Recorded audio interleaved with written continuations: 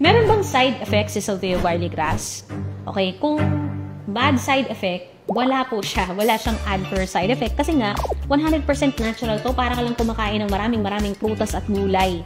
Ganun lang siya. So, dahil nga natural siya, wala din siyang overdose.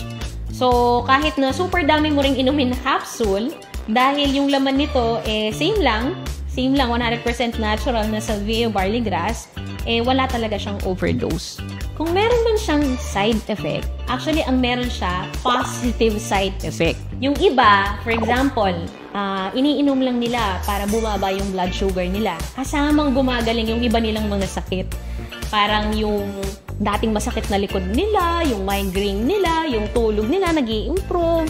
So, ang dami niyang benefits kasi dahil overall health yung ini-improve ni Salvia barley grass. Parang iniinom ko lang to para for nutritional support, iniinom ko lang to dahil nung ako yung nabuntis, breastfeeding. So, for prevention ko lang talaga siya iniinom. Tapos, yung naging side effect niya sa akin, meron kasi akong eczema.